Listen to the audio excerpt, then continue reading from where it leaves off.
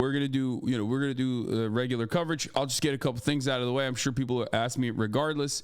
No, I do not have family in the region, even though technically my grandfather's on my mother's side is from Kilis, so it is technically in that area, the area of devastation, absolutely. But I do not have any immediate relatives in the region, so no, things are not fine overall in Turkey. Okay, they're not. They're really bad. I know that because I personally survived alongside my family the massive earthquake in Istanbul in 1999. Now, I saw that devastation of the city firsthand. 17,000 people died in 1999. I don't really remember too much of it because it was like really traumatic. But, this was even larger than that. This was a bigger earthquake than the 99 earthquake.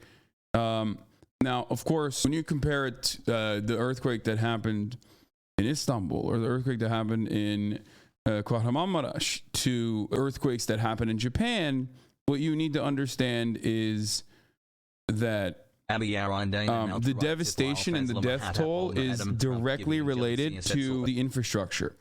And unfortunately, there is no good infrastructure in Turkey in many of these regions, in many of these areas. What you have to understand is like the earthquakes that took place, it's partially a consequence of poverty.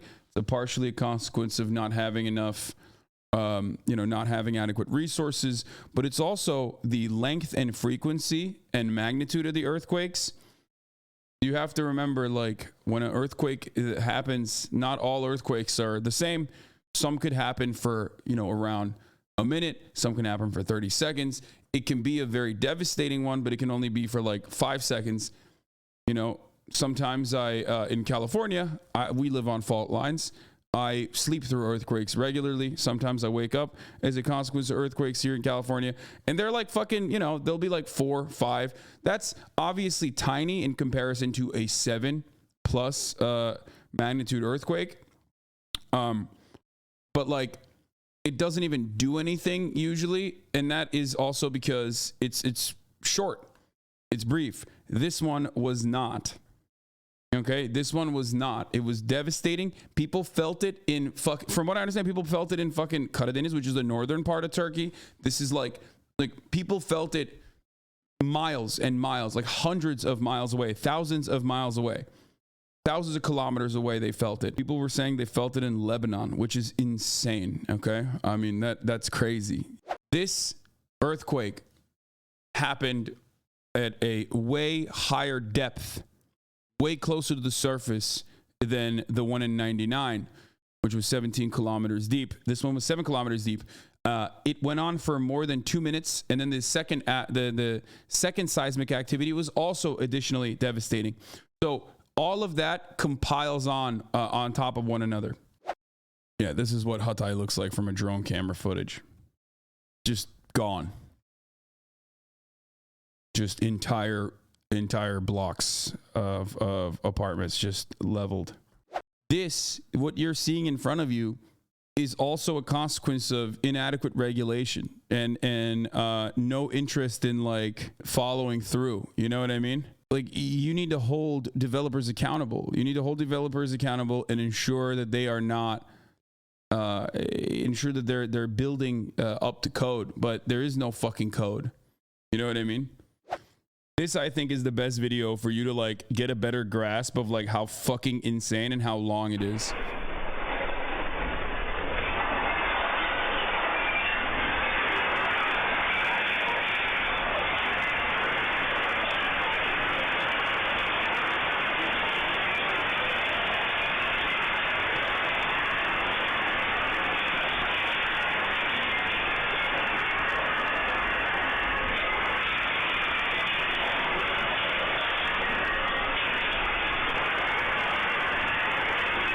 And it goes on. Like, understand how long. If you've ever been in an earthquake, you understand that like that shit is not supposed to go for that long. Okay, like it's not supposed to shake for that fucking long. The longer it goes, the more devastating it is. Okay, this is the footage from.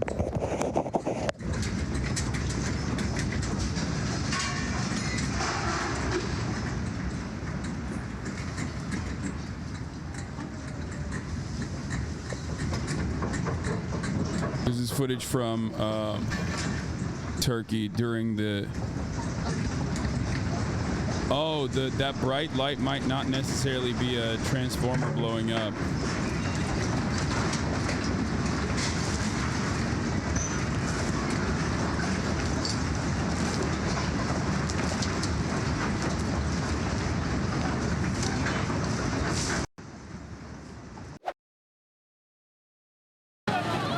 A 7-story building crumbled to the ground in Turkey's Malatya following another massive 7.6 magnitude earthquake which hit Kahramanmaraş.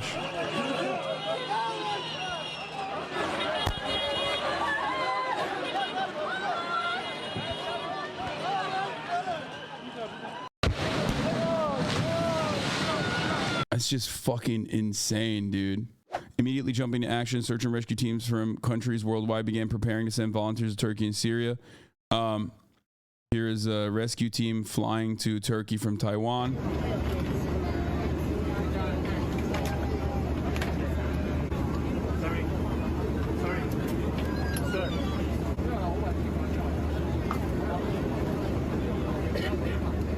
Let's go now to the United Nations, shall we? Let's go to New York. Antonio Guterres, a little earlier, conveyed his condolences for the victims of the quake. I want to convey my deep sadness about the devastating earthquakes in Turkey and Syria. I extend my condolences to the families of the victims. The United Nations is mobilizing to support the emergency response, and so let's work together in solidarity to assist all those hit by this disaster, many of whom were already in dire need of humanitarian aid.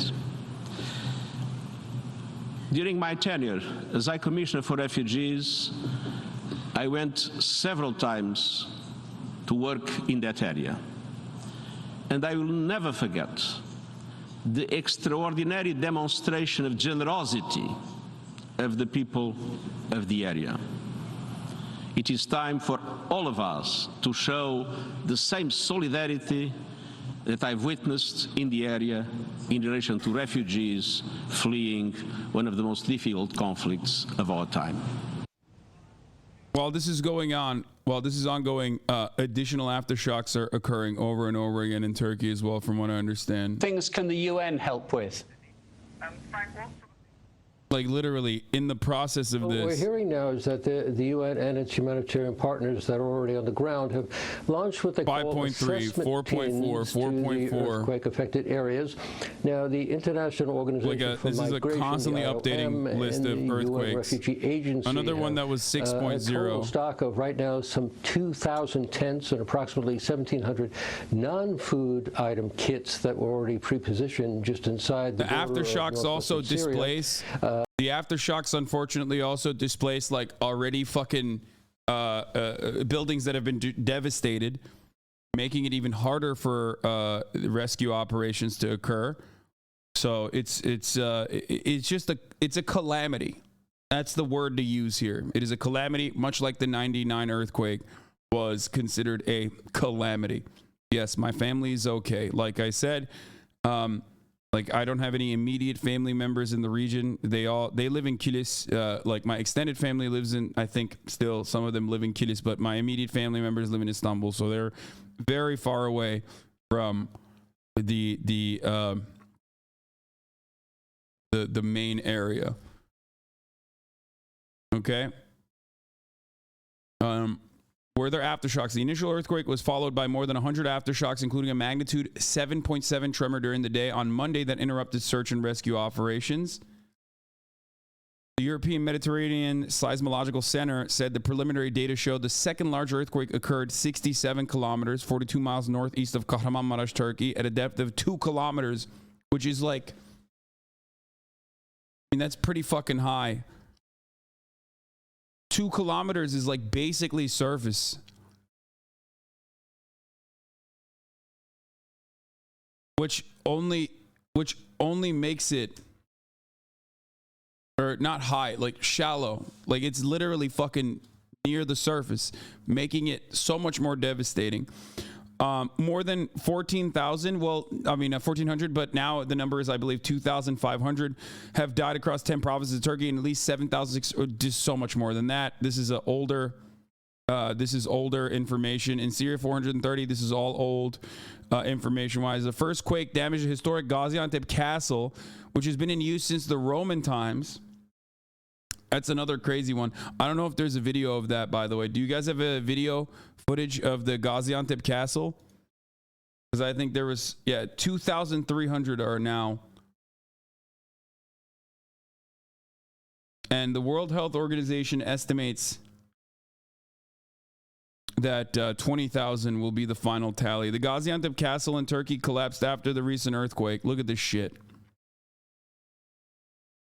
I mean, dude, this has been around for fucking hundreds of years, okay?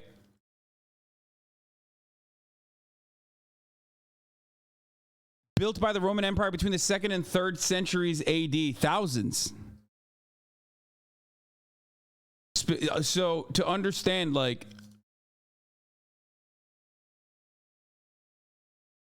Gaziantep Castle, which was built more than 2,200 years ago, collapsed during the earthquake. Depremin nelere mal olduğunu görüyorsunuz Gaziantep Kalesi'ni. İlk kez bu kadar deprem oldu, bu kadar sallantı oldu. İlk kez Gaziantep Kalesi yıkıldı. Görüyoruz felaketin çerçevesini.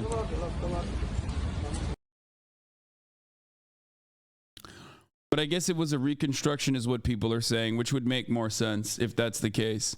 Now, situated on or near several fault lines, Turkey is one of the world's most active earthquake zones. The country recorded more than 22,000 earthquakes last year alone. Many are dead. The worst on record, a 7.6 magnitude quake in 1999, which killed more than 17,000 people. Here's our science editor, Rebecca Morrell. The desperate hunt for survivors after Turkey's huge earthquake. At magnitude 7.8, it's one of the biggest to hit the region in more than 80 years. But Turkey's all too familiar with these natural disasters. It's one of the world's most seismically active areas. The country sits amidst several tectonic plates, and there are two major fault lines where they meet. The East Anatolian fault line is where the quake struck. As the plates grind past each other, tension gradually builds up along the fault line before it's released, resulting in an earthquake. The East Anatolian fault line the number has risen to 2,300 thus far, from what we know, but that is going to be significantly higher, okay? That is going to be significantly higher than that. What's made the quake so deadly is how shallow it is. It happened at a depth of just 11 miles. Since 1970, this region has seen 3 earthquakes greater than magnitude 6. This is magnitude 7, nearly magnitude 8. This was a big one. This is an earthquake such as we don't get more than about 20 of every year somewhere in the world. So this was big, and it was also quite shallow. If the rupture is closer to the surface, you get greater shaking of the ground surface than an earthquake of the same energy that happens at a greater depth. So it is a particularly nasty one. An earthquake of the same magnitude hit northern Turkey in 1939. 30,000 people died. And in 1970, to the west of the country, a magnitude 7.2 earthquake struck, killing 1,000 people and leaving many thousands more homeless. And in 1999, an earthquake in the east of Turkey caused monumental damage and around 18,000 This is the one that I experienced. deaths. It was one of the most destructive earthquakes in the history of the region. In Gaziantep, as the rescue operation gets underway, aftershocks are the main concern, making already damaged buildings more likely to collapse. And a second quake of magnitude 7.5 has struck to the north of the epicentre, making a desperate situation even more challenging. Rebecca Morrell, BBC News. So this is since 99, when that devastating earthquake that I told you about, the one where I was in Istanbul over, that killed 17,000 people. They've been collecting insurance, like earthquake insurance, basically, in earthquake taxes. And they're saying that if they had utilized it adequately, 800,000 units could have been built with it. And when asked the government, when they asked the federal government, where the fuck did it go? Okay. They said they built a road. They built a road, and also it could be anywhere. That's what that was the official response from the federal government. So if you think that like shit's fucked up in America, okay, where you're like, oh man, where are our taxpayer funds going? Now, of course, this is coming off the heels of, this is coming, when a new election in Turkey is bound to happen very soon, in like a couple months. So that is also a big deal as well. Erdogan's power is waning. His influence is waning, as I said. It doesn't seem likely that he will reach a 50. It does not seem likely that he will reach the 50+% majority support. So his mishandling of the earthquake relief, his epic fuck up of this magnitude will most likely also, factor into this as well. But this is basically, this is what it is for the past 20 plus years. Okay.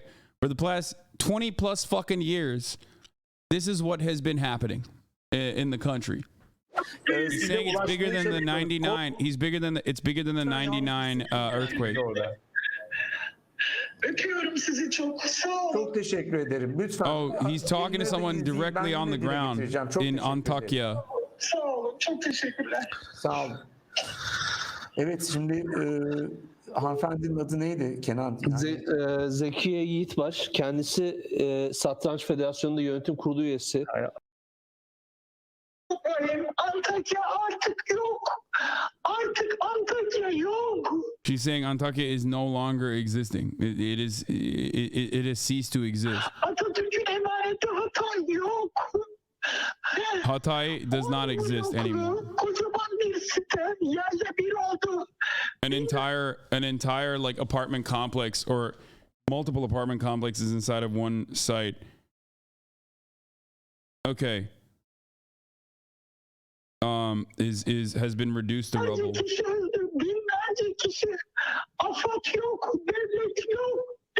They're saying there's no government. There is no government helping us. There is no one is here.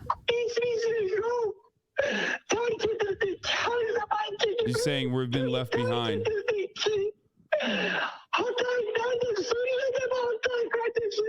Evet. Hanımefendi, biliyorum çok There are no rescue teams, it seems. There are no rescue teams at this moment. Devlet yok diyen sanırım federasyon başkanı. Yani size söyleyecek kelime bulamıyorum. Açız, susuzuz. Says we're hungry. We are without water. I believe I've lost my mother and I don't even know. Siz şu anda neredesiniz hanımefendi? Dışarıdan He asks, where are you right now? Where are you calling from? Yani evinizin dışında mısınız? Are you outside of your home? Şehir dışına çıkma imkanı yok. Yollar yarılmış. She's saying that there's no way to leave the city because all of the roads have been cut in half. Ortadan ikiye bölünmüş havaalanı.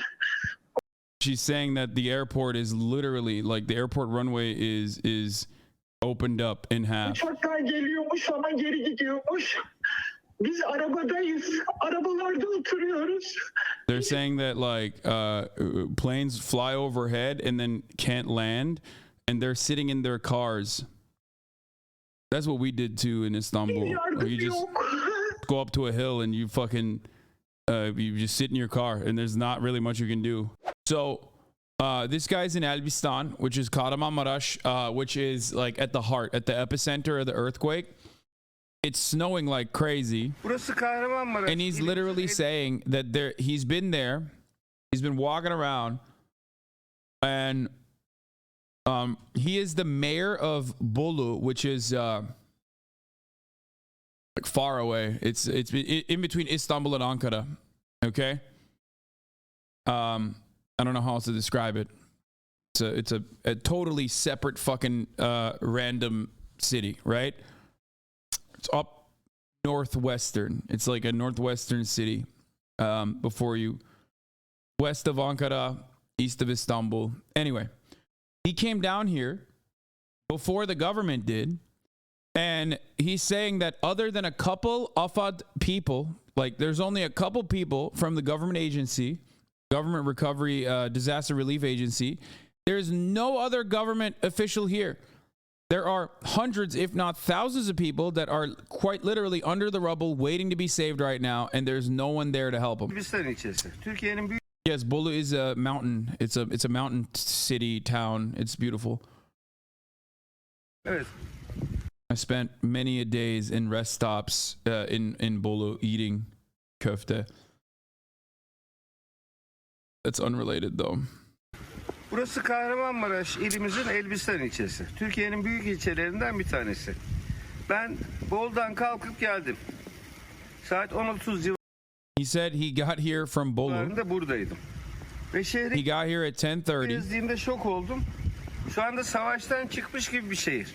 He's saying like the entire city looks like it was, you know, under war. Buradaki binaların en azından 1/3 tamamen yıkılmış. He's saying 1/3 of all the buildings in this city are gone, completely eviscerated, Şu anda destroyed. bu binaların altında insanlar var. Üzülerek söylüyorum. Kaç insan olduğu belli değil.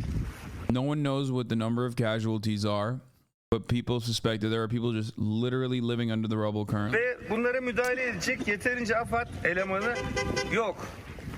There aren't enough people that are here to help from the government agency for recovery, disaster Yoğun relief. da bir kar yağıyor. Allah sabır versin. İnşallah sabaha kadar bu binaların altında sayısının kaç olduğunu bilmediğimiz vatandaşlarımız bir şekilde hayatta kalır. Ondan sonra da büyük bir mucize gerçekleşir. He's saying that due to the snow, it's making the efforts even harder, and there's going to be a real miracle that you need to save these people. Yani gerçekten anlatıldığı gibi değil. It's not like the way they're presenting it in the news. You have to see Bir it de to bu believe it. felaketin üzerine kar eklenince daha da büyük bir felaket. And on top of this disaster, now it's snowing, and it's gotten much Allah worse. devletimize zeval vermesin. Milletimize zeval vermesin. Ama gerekli tedbirler de zamanında alınsın. Batıdan buraya çok sayıda yardım getirmek isteyen insanlar var. Bizim de tırlarımız yolda. Ama maalesef karayolları ekipleri görevini tam yapmadığı için highway teams are not doing their jobs adequately, and they're not helping funnel in supplies coming in from the west. birçok yol kapalı. Most of the roads are closed Birçok off. yol kapalı. Böyle devam ederse de herhalde sabaha karşı burada 30 santim civarında kar olacak bir de. He's saying there's going to be 30 centimeters of snow if this continues. Enkazı bir de kar kaplayacak. Ben hayatımda böyle bir manzara görmedim. I do not understand. I personally do not fucking understand why the military has not been deployed. Like, I don't get it. I don't know what's going on. Why the fuck do they not have the military deployed to aid and assist in the recovery efforts? At least get these motherfuckers to salt the roads. You know what I mean? Like that's what's insane, because every single person that you would send to the region at the moment, every single person that you would send into that region at the moment could be a helping hand. The Turkish military is massive. Remember, there is a draft in the country. Okay?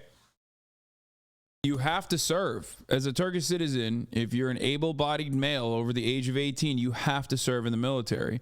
So there's reserves, but on top of the reserves, there's just like straight up currently drafted active duty military members to the tune almost of a fucking million, you know? Not a million, but like you have More than 500,000 active duty service members currently. I don't understand it. I don't understand why the military has not been sent in. Turkish chatters believe that it's because he's afraid of the military and he's afraid of a coup d'etat. Some other Turkish chatters are saying Erdogan is afraid of how it will look if he sends in the military. Allah bir daha bana böyle bir manzara göstermeyi de nasip etmesin.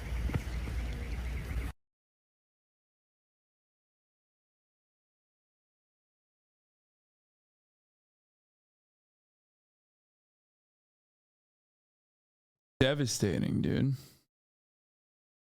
Look, I make no mistake. A lot of the politicians that are going down there are doing it because they're a part of the opposition party, okay?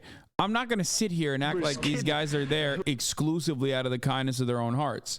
Certainly, a lot of them are down there to do politics, okay? To cut propaganda, which is valid because Erdogan does suck, okay? But also, they're fucking down there. Where the fuck is Recep Tayyip Erdogan? They're down there. They're working. They're seemingly doing something. Where the fuck is where is he? Where is his party? Where is he? Let's hear more of President Recep Tayyip Erdogan's comments soon after the earthquake. He was speaking from the Disaster and Emergency Management Coordination Center in Ankara. Tonight at 4:17 a.m. we experienced, after 1939 Erzincan earthquake, the biggest earthquake. Remember, TRT is the government broadcaster. That's why they fucking glaze Big Homie up big time, okay? The reason why I'm watching TRT World is because it is offering round-the-clock English coverage, okay? Because I can't sit here and fucking do immediate I'm not an interpreter. I'm not a translator. I can't do that. That's why we're watching TRT. But also, remember, they keep playing him over and over again. Never any mentions of all of the critical. For the Americans in the chat, this is how the State Department works. Okay, this is how state broadcasters work. No mention of any of the opposition party leaders that are down there saying "fuck you, Erdogan. Where the fuck are you, you piece of shit?" No criticisms of him whatsoever. Constantly running the one time this piece of shit went on television and talked. Okay, this was yesterday at this point. And they still are playing this over and over again to make it seem like he's actually doing the most, like he's actually doing something. You know?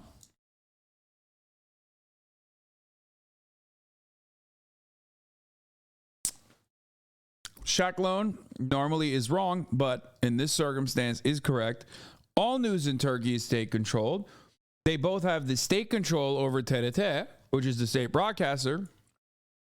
But then also on top of that, all of the other news outlets are technically state controlled as well. They're just private, but barely. Even the opposition is like barely real opposition.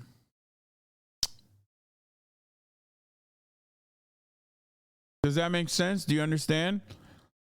Like they're also owned by like rich motherfuckers who are usually friends to Erdogan himself. Quake means know-how and training. Ironically, except for Fox, which is like the anti-government channel in Turkey, Fox TV. Guys, remember, they said they built roads with the funds, right? Bak yol yapmışlar abi. İşte tamam. Daha ne istiyorsun ki? Yol demiş adam, yol yapacağız demiş. Deprem vergisiyle. Al yapmış yolu işte, götüne girdi yol. So this is, additionally ironic because when the government was asked about what they've done with all of the, 800 billion liras of tax funds that they've gotten specifically for earthquake tax, they said, we built roads, I think. And here's the outcome.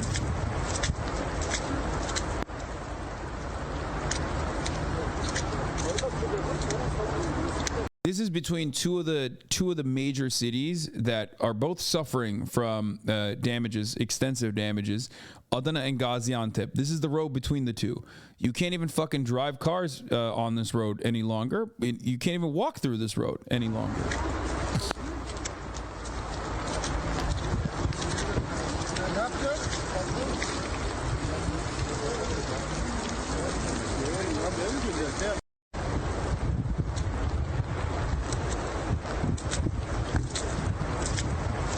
Now, one other aspect of this is that because the infrastructure is fundamentally broken, and because they haven't utilized enough resources to salt the roads, to open up the roads, the government agency vehicles are also stranded alongside civilians that are personally trying to go out and take matters in their own hands and help others in the rescue efforts. So they're just stuck. So they can't even fucking bring anybody to the fold.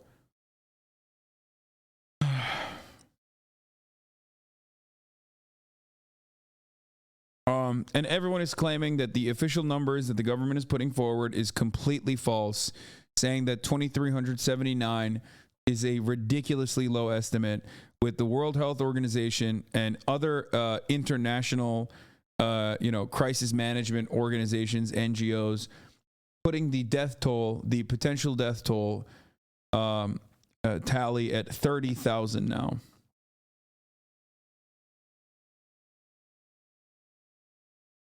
$30,000.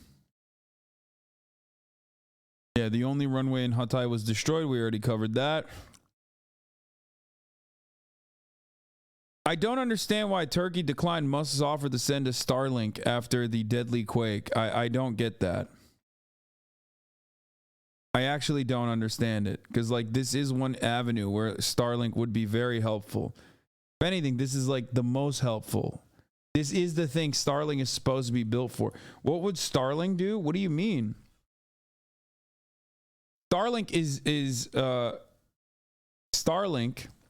is internet services, communication services that you can use via satellite. What that means is if you have Starlink, you can actually communicate on the ground. Rescue efforts can be coordinated.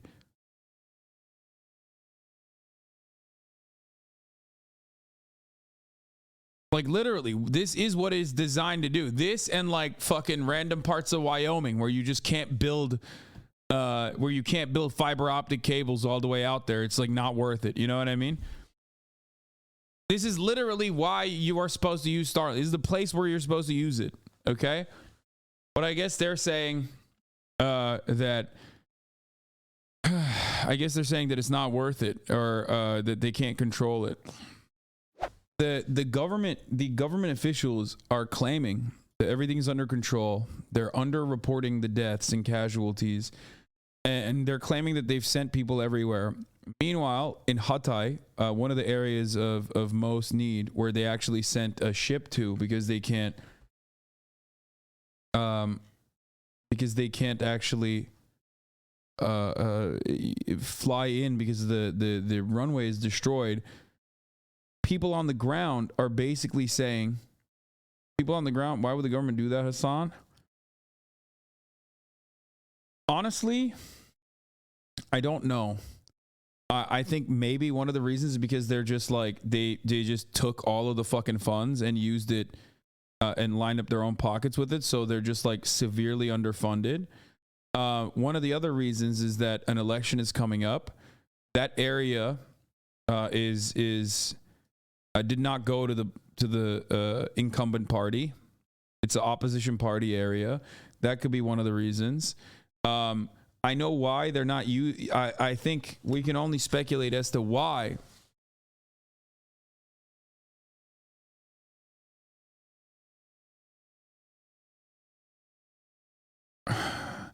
I think it's mostly just that they just don't have enough money. They don't have enough funds because they've utilized it. They've used it for themselves. They've lined up their own pockets. just like they've also used, they've offered favorable contracts. They've offered favorable contracts to their own, in their own areas, right?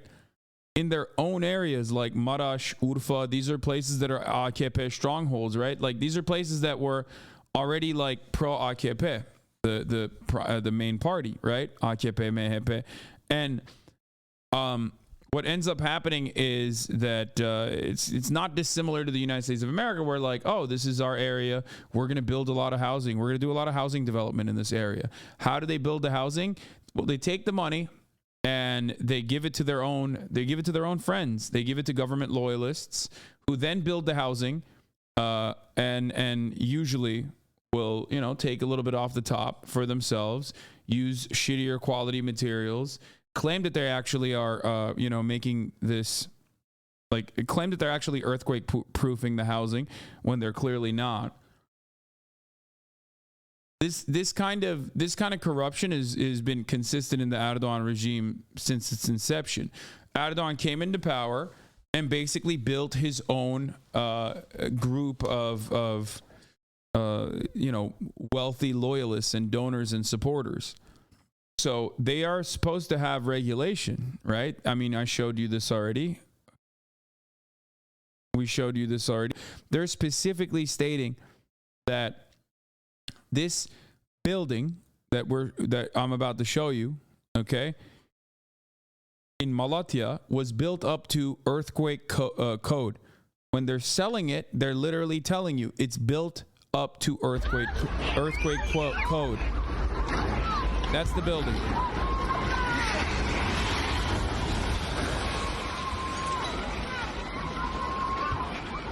They don't regulate it adequately, and they don't actually go in and take a look at it. They just slap a okay, you're good sticker on it.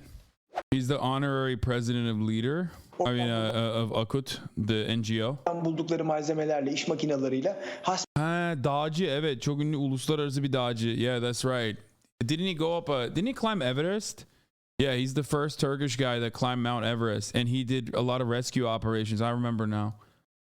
Bir şeyler yapmaya çalışıyorlar kendi gayretleriyle. He's saying that civilians are on their own and they're just trying to help by themselves. Ne yapabiliyorlarsa artık. Benim gözlerim açıkçası ilk saatlerden itibaren Türk Silahlı Kuvvetleri'ni aradı. He's saying after the first couple of hours, immediately my eyes were looking for the Department of Defense, you know, the Turkish military. Where the fuck were they? Bilmiyorum, lütfen düzeltin. 1999 depreminde vardı sanki Türk Silahlı Kuvvetleri, değil mi? Ki çok da onlar da hasar aldı. She's saying in the 99 earthquake, she says, correct me if I'm wrong, but in the 99 earthquake, Dish Kapan Heimdall'a, thank you for the 5 get the subs.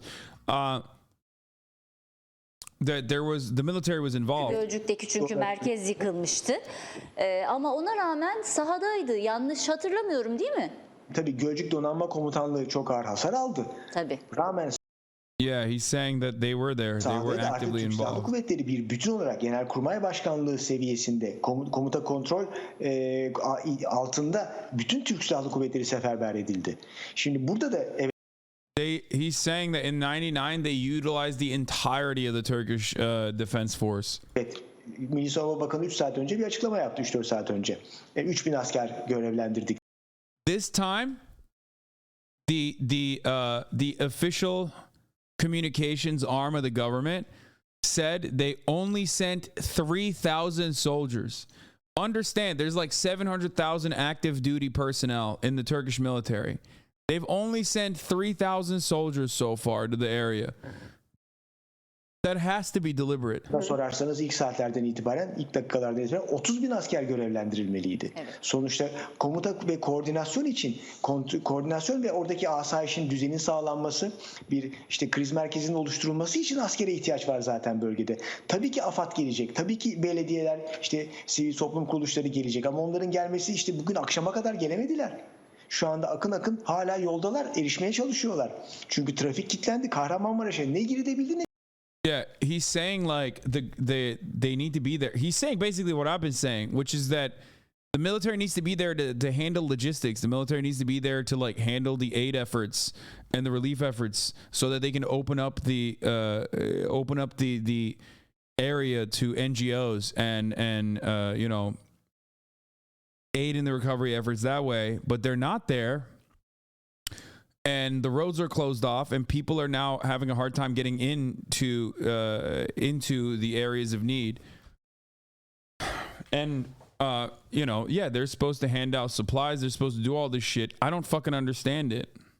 They are literally actively blocking the rescue guy because they're saying there's 200 people under the rubble right over there. You need to help them. And they're trying to move through. Buraya gelmediler ve şu araç şu anda kapımızın önünden geçiyor ve yeah, he's like, we got to go to a different area. This guy, this is a rescue. This is the government, Afad, the government rescue operations team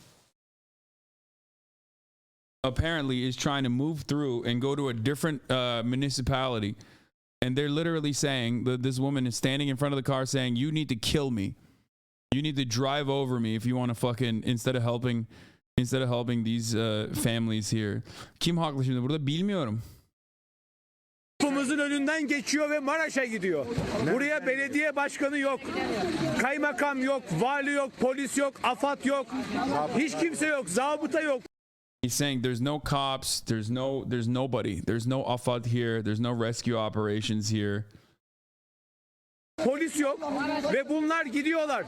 Yani hiç kimse yok. Bakın şurada 2 tane bina çökmüş ve içinde sesler geliyor. Buna rağmen bir şey yapıyor. He's saying there's 2 buildings that are in rubble right there and we can hear voices and they're not even going there. Ama bu beyefendiler gitmenin peşindeler. But they're trying to get out of here and go somewhere else. Tamam mı? Maraş'takileri kurtaracaklarmış, Maraş'takileri. Niye Maraş'takiler lütfen ben indim. Evet. Aracım çekelim lütfen. Tamam hadi. Hadi. Evet. Hadi. Bu taraf. Hadi. Gelin. I'm an official volunteer for AFAD. I can't reach my local coordinators for hours. My friends went to Hatay, but I'm still waiting in Istanbul. I'm so helpless, don't know what to do.